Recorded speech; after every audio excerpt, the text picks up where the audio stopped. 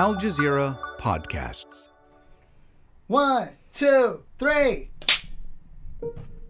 Hey everyone, it's Malika Bilal, host of The Take. Our show today is something new.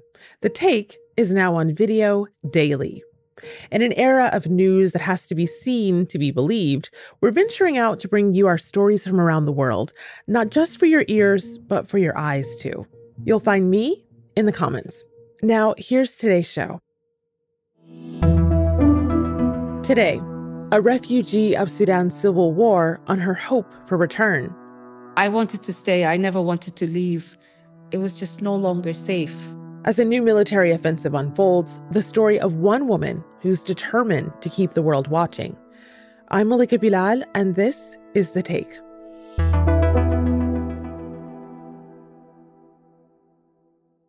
Hi, I'm Dallia Abdelmoniem.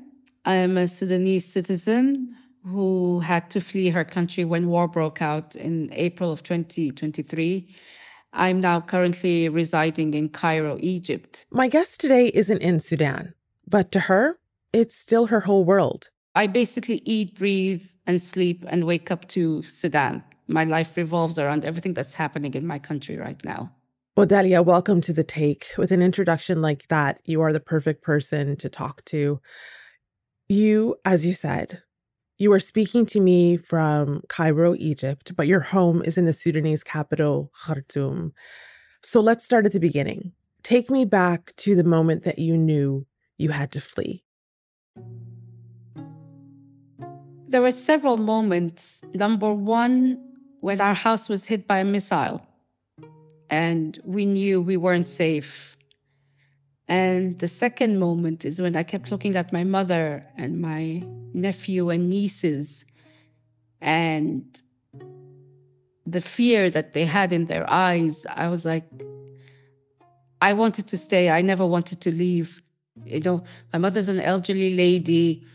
My nephew and nieces are kids. They're 13 years, at the time they were 13 and 15 years old, and a 2-year-old. And they weren't eating, they weren't sleeping. They were a bundle of nerves. And your home is supposed to be your safe zone. When you no longer feel safe in that home, then you know it's time to leave. We had snipers in the buildings around us. The bombing was literally over our heads. I mean, we didn't sleep. Our house was literally shaking every 5 minutes from the continuous artillery shots, and we'd wake up and find bullet shells in our garden. It was just, it was a nightmare. So we decided we had to leave. And we're lucky enough that we were able to leave. We were able to get people to help us to get out of our house safely and go to a safe house. But so many others weren't. I mean, when we left our house, I remember a friend of mine had called me and he's like, cover the kids' eyes because there's bodies all over the roads. And there were bodies in the house in the road in front of our house. And it's, you realize now that I've suppressed this memory for a long time because it's been more than a year, but I think I've suppressed it, but I haven't. It's still there, it's still in my mind. Of course. Dallia, I'm sorry to make you relive that. And you can tell that the lingering trauma, because I'm still stuck on the fact that you said there were two moments, but the first moment was a missile striking your home. I think if you spoke to any Sudanese, the first 48 hours, I think without fail, all of us would have said the same thing. This will pass. This is just a small, fighting. It will pass. But the minute your safe haven was breached, that's when you know this is not going to pass. We've always had wars in Sudan, but it's never been in the center, in the capital. And it was just no longer safe, And the missile that hit our house actually hadn't exploded. It just went through the roof and landed in my brother's bedroom. So it could have gone off any second. We had, who's there to call to come and defuse it or do something? There's no one. We're in the middle of a war. And so it was just, the decision was made for us. Yeah. Dallia, you started this journey out of Khartoum with 28 people from your family. What's happened to you and your family since? We're all over the place. My brother and his family have moved to Rwanda. Some other cousins of mine are based in Saudi Arabia. Some are in the UAE. Some are here in Egypt. You know, it's a matter of luck where people ended up in. We're all over the place. In regards to my father's side of the family, I don't think we have any members of our family left in Sudan. We're like 5 generations of my father's family is no longer present in the country. And that's a very sobering thought, because as a family, we've always been like business owners, and we've helped. One of those people who we're patriotic. We love Sudan. We love our country.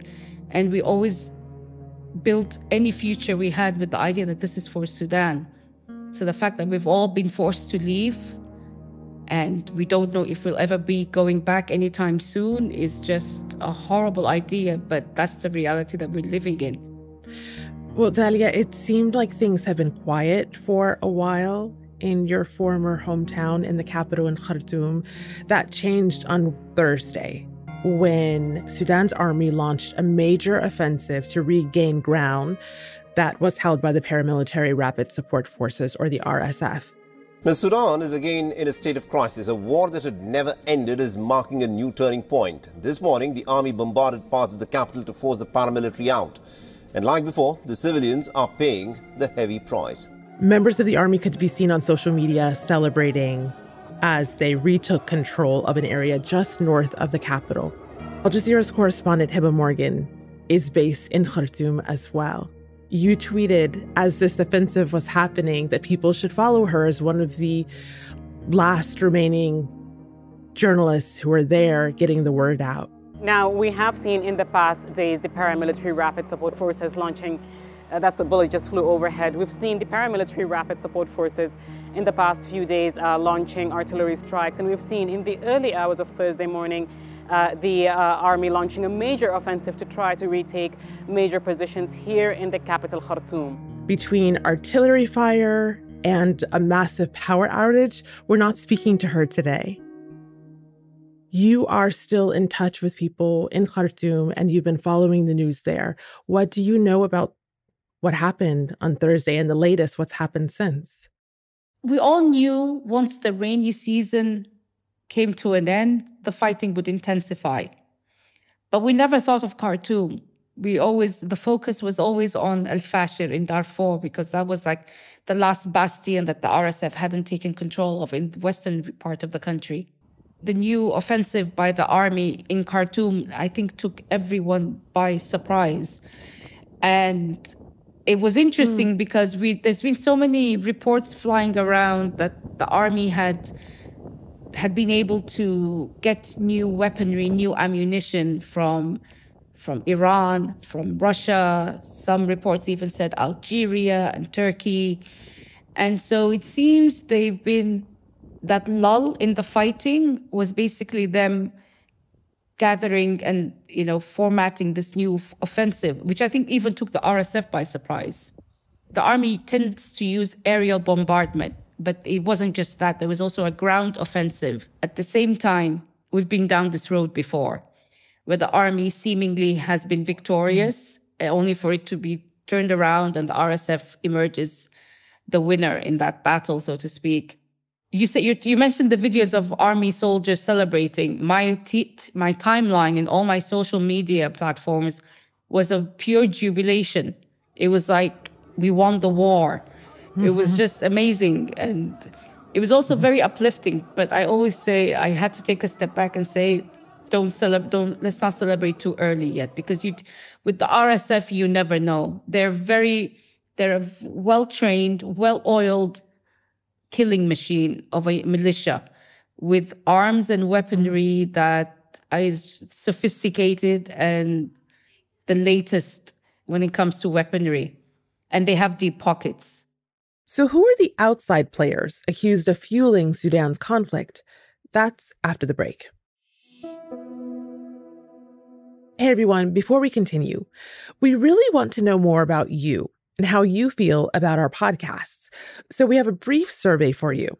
Stay tuned to the end of this episode to find out how you can have your say. Dallia, earlier you mentioned deep pockets. The RSF has deep pockets. So Sudan's army chief, Abdel Fattah al-Burhan, addressed the UN General Assembly in New York on Thursday. And that was just hours after the launch of this major offensive. First and foremost, we need to put an end to the hostilities. The militias must withdraw from all of the areas they currently occupy and from which people have been displaced. They must lay down their weapons so that people can go back to their homes and so that assistance can be delivered. He mentioned that other countries in the region are providing funds and fighters to the RSF. But he didn't name any names. Who is he referencing here? The army has, on occasion, several times, like the foreign ministry and the delegation to the United Nations, have accused the UAE of being the major sponsor of the RSF, supporter and sponsor. And there's also been UN reports by fact-finding missions who have stated, and also media reports from the likes of the Washington Post and the New York Times and so on, others, of the UAE's role in regards to the RSF. Of course, the UAE has denied these reports, but you can deny one or two. But when there's a stream of fingers being pointed at you, and you even have members of Congress and you even have members of the British Parliament coming out and saying the UAE must stop its support of the RSF, it says something. But at the same time, the RSF has its own means of finance. Hemeti, the leader of the RSF, owns one of the largest, or if not the largest, gold mine in Sudan. They have a large number of businesses, all based in the UAE. They have gold company, they have financing, they have security, and don't forget the militia. They've been bankrolled, and they were paid heavily by the former government of Omar al-Bashir, and they were also paid under this something where the EU paid the Sudanese government and Hemeti's men to set up camps to halt migrants from crossing over the Med into Europe. So there's so many different entities that have lined the pockets of the RSF. But currently, at this moment in time, it is the likes of the UAE, the likes of Ethiopia, the likes of Haftar in Libya, fingers have been pointed at as, the ones who are basically enabling the RSF to continue its war in Sudan. And that's the rogue Libyan general Khalifa Haftar in Libya. Dallia, out of all of those alleged players helping to line those pockets of the RSF, the one that has gotten the most attention, perhaps, and criticism is the United Arab Emirates. The Grammy Award-winning U.S. musician Malcolm Moore, he has said that until the UAE stops funding the RSF, he won't be performing in the country. And that got a lot of applause from people online. You could see people really respect that decision. But that seems to be a rare sight these days when it comes to public awareness of what's happening and why it's happening in Sudan. Why do you think that is? And what do you make of Macklemore's move? I salute him and I applaud him because he's shown that he's a man of integrity and that his words do mean something and he stands by his words and his deeds. But what's the sad part is that it didn't get enough media traction like it should have. And you have other artists who are going to be performing in the UAE who've remained silent. When you have the likes of Coldplay, who have been advocating for Palestine and what's been happening in Gaza for so long and for so many years, and talking about the environment and so on, and they're going to perform it's selective activism. The whole boycott movement during when the Gaza conflict erupted, it's kind of died down as well. Because I remember when we had the revolution, the whole world was blue for Sudan. It was on trend to be blue for Sudan 2 years ago, but it's no longer the case. changing people's profile pictures and making sure there was a little mark on social media. Is that what you mean? Just talking about it, just saying, hey, the people, the youth are going out revolting against a 30-year-old dictator, but we're now being killed and no one's talking about it. It seems like an echo chamber. We as Sudanese, we keep talking about it, but I post and I get people asking me, oh, so what happened? When it comes to Sudan, it's like there's a blank canvas in front of their eyes. I don't know if they don't want to hear or they don't care, or there's conflict fatigue, as in not another conflict. But this is not just any normal conflict. It's a proxy war being waged over resources, over geopolitics. And when you have more than 25 million facing famine, our population is only 42 million, so that's more than half of us are facing famine. When you have the largest number of people displaced in the world, 11 million, that's the size of three countries' population. But people don't care. It's just, it gets a bit tiring after a while when you keep repeating this, and it seems like I'm talking to a wall. No one's listening. Even those who are in positions of policy change and government policy and so on, they just nod. I had a diplomat telling me, yeah, our economic ties with the UAE supersede everything. So when someone tells that to you, what do you do? Wow. I literally had to stop myself from getting up from the table. But yeah, what can you do? Well, tell me more. What do you do? Especially because I've had conversations with Sudanese friends who feel frustrated but don't know what to do. They do think some of it is conflict fatigue. Some of it is racism. What do you do? And what do you think it is? I think I used to go out in protest. I would post, but then I realized that's not going to change anything, because I saw it with what was happening in Palestine, all these protests, and nothing's changed. So I took a step back and I was like, we need a change in policy. We need to refocus people, policymakers, the powers that be. They need to refocus and realize that this war needs further attention. And the longer they ignore it, the worse it's going to become, not just for Sudan, but for the region overall, the whole Horn of Africa, East Africa bloc. And already this whole continent is in turmoil, where if you look from the Sahel all the way down to the Red Sea, from west to east, it's just turmoil. And so that's what I do. But I also, advocate for the crowdfunding, for the community, community kitchens, the young youth, boys and girls, women and men of Sudanese who literally have nothing. And they make sure that at least this community of 60,000 people is getting at least one meal a day. And so I advocate for them, because they're the ones who are actually doing something. And they're the ones who are literally, risking their lives to make sure that the rest of us don't die. And so I always say, whatever you can do, you do it. You have worked as a civil society activist, and you wrote a piece for Al-Jazeera.com in 2023 after having to flee Khartoum. And you talked about what you were leaving behind, what you were taking, the fact that you have a cat named Thawra, which means revolution. It reminds me that the roots of what we're seeing today in Sudan, well, they came from the Sudanese people's fight for democracy and justice, this uprising of a few years ago. What does revolution mean to you today?